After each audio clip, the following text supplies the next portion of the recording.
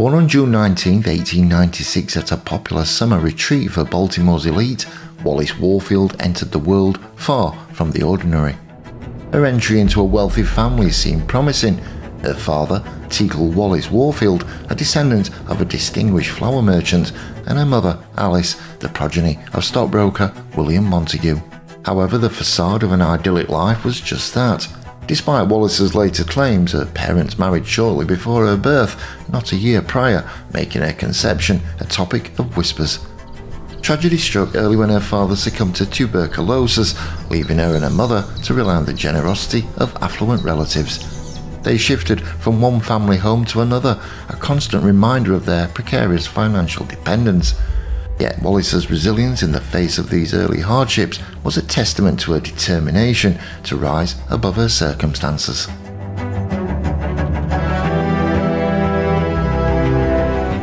Wallis's early years were marked by instability and reliance on male relatives for financial security, a theme that shaped her later choices in life. Her mother's remarriage to a prominent political family eventually secured a more stable future for them, but the impact of her early life on Wallis's choices was profound and deserves our empathy. As Wallis grew, she cleverly navigated social circles, engaging in two more strategic marriages rather than sentimental ones, and engaging in numerous affairs that bolstered her social standing. Her charm and tactical social manoeuvring peaked when she captured the heart of Edward VIII, then the Prince of Wales. Despite assertions from those close to her that Wallis did not reciprocate Edward's deep affection, his devotion was undeniable, culminating in a royal abdication that rocked the monarchy and forever altered her destiny. Wallis Simpson, as she was known after her second divorce, remains a controversial figure. She was a woman who navigated through personal and public challenges with an eye always on survival and ascent. When Edward VIII ascended the throne, he faced a monumental choice that would define his brief reign: remain king or surrender for the love of Wallis Simpson.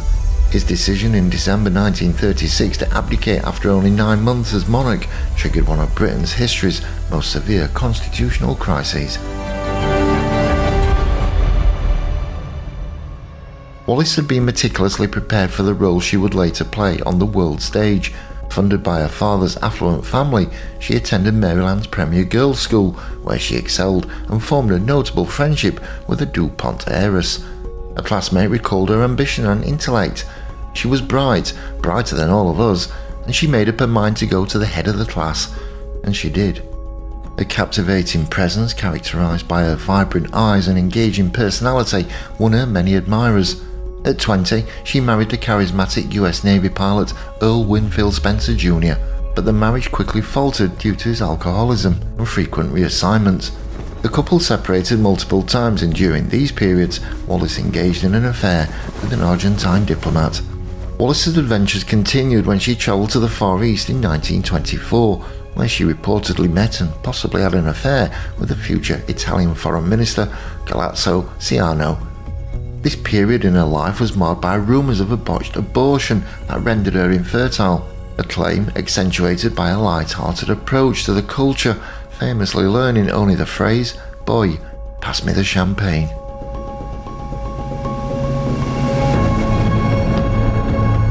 Her marriage to Spencer ended in 1927, and soon after, Wallis married Ernest Simpson, an Anglo-American shipping executive. They lived in upscale Mayfair, though financially overextended. Wallis met the Prince of Wales through high society connections, setting the stage for their infamous liaison that would eventually lead to Edward VIII's abdication. This relationship changed her life and the course of British monarchy history.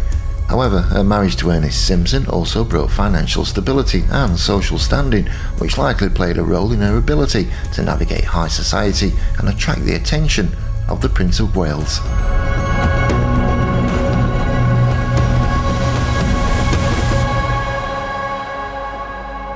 The saga of Wallis Simpson and Edward VIII, culminating in his abdication, unfolds with dramatic twists echoing British royal history.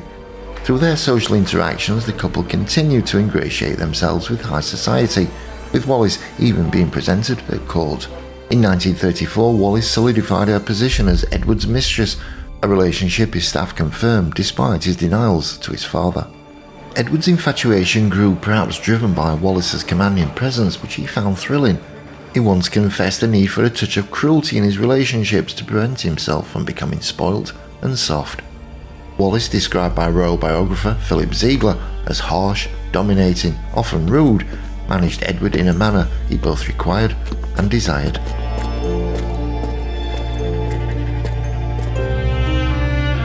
Intriguingly, an FBI report suggested that Wallis uniquely satisfied Edward's specific needs, employing techniques she had acquired in China that addressed his reputed shortcomings. The prince lavished her with gifts and took her on expensive holidays, but their relationship began to overshadow his royal duties, raising alarm among his courtiers. Rumours of Wallis's other affairs, including with Guy Marcus Trundle, an alleged Ford Motor Company employee, further complicated her social standing, although recent biographers have contested these claims. The situation escalated when Edward ascended to the throne in January 1936. The king's determination to marry Wallis, a twice-divorced woman, led to a constitutional crisis. He proposed a morganatic marriage where he would remain king, but Wallis would not be queen, a suggestion firmly rejected by Prime Minister Stanley Baldwin due to the monarch's role as the head of the Church of England.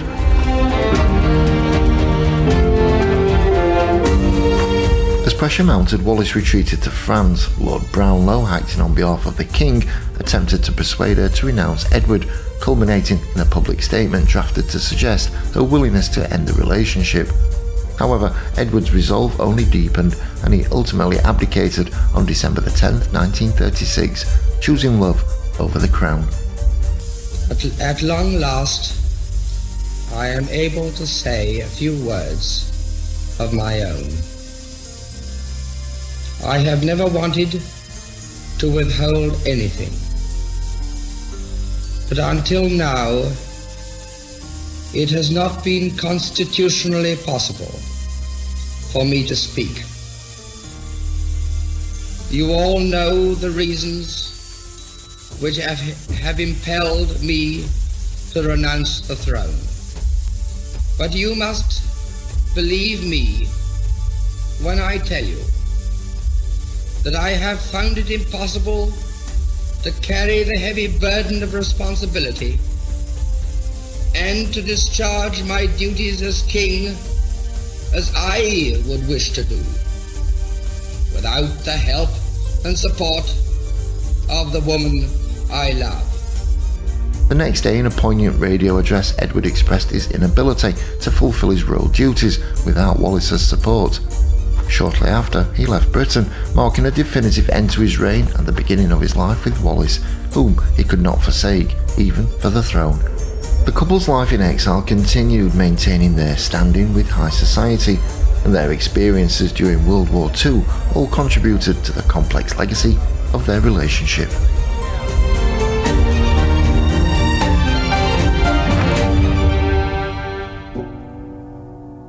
Wallis Simpson found herself mired in the reality of a romance that had seemed like a fairy tale to the world, but felt more like a burden to her. As she listened to Edward's abdication speech over the radio, the weight of what their relationship had become and what it had cost pressed heavily upon her.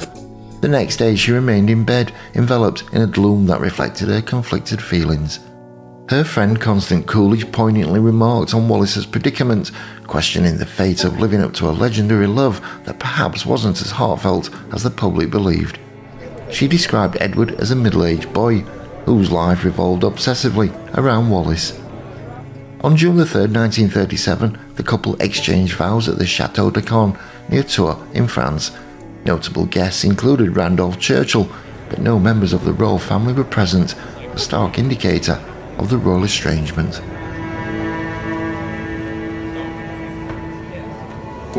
That same year, their decision to visit Nazi Germany cast a dark shadow over their reputations. They dined with top Nazi officials and even met Adolf Hitler, who reportedly remarked that Wallis would have made a good queen. This visit fueled suspicions that Wallis might have been a German agent, allegations that were documented in FBI files. Historian Andrew Lowney suggested that the Duke and Duchess of Windsor might not have been mere pawns but active participants in Nazi plans. This view was compounded by subsequent events during World War II, when they were moved from occupied France to Spain. A Russian intelligence memo alleged that Edward was negotiating with Hitler to form a pro-German government in England. Wary of Edward's actions, Churchill appointed him governor of the Bahamas, a move intended more to isolate him from Europe than to honour him. Wallis disdainfully compared their new residence to Napoleon's exile on St Helena, indicating her unhappiness.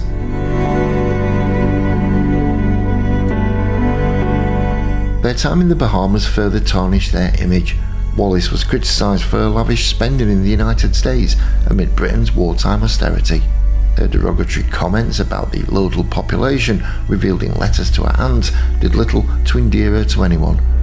Post-war, the couple returned to France and were associated with controversial figures like the British fascist Oswald Mosley and his wife Diana. Wallis's life continued to be turbulent. She engaged in affairs designed to demean Edward, including with the US ambassador to France and Jimmy Donahue, a much younger heir to the Woolworth fortune.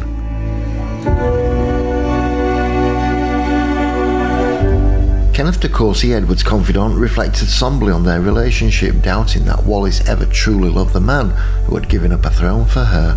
Her treatment of Edward and her relentless critiques of his family highlighted the ongoing strife that plagued their marriage. The narrative of Wallis Simpson and Edward VIII, marked by love, scandal and political drama, continues to resonate as a significant episode in the history of the 20th century. It illustrates the complex dynamics of personal relationships amidst the gravest of public affairs.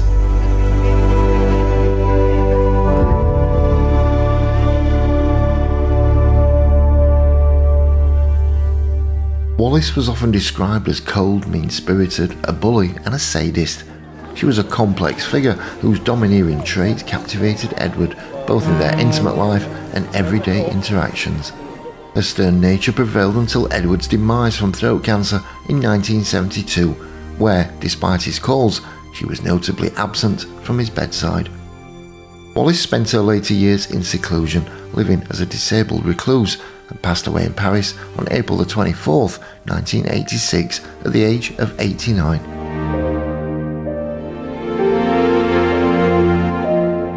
Her funeral, held at St George's Chapel in Windsor, drew the attendance of Queen Elizabeth II, Prince Philip, Charles and Diana. Princess Diana later remarked that it was the only time she had witnessed the Queen in tears. This poignant moment highlighted the irony of Wallis, once a potential destroyer of the monarchy, now being mourned by those who steadfastly preserved it. However, the true challenge to the monarchy was less about Wallis's actions and more about the vulnerabilities of a monarch ill-prepared for his duties. If you loved our video on Wallis Simpson, you won't want to miss this next one. Click on the screen now to explore the untold stories and hidden secrets of another fascinating figure with a story to tell. Get ready to uncover more historical gems and intriguing royal tales. Your next adventure in history starts right here.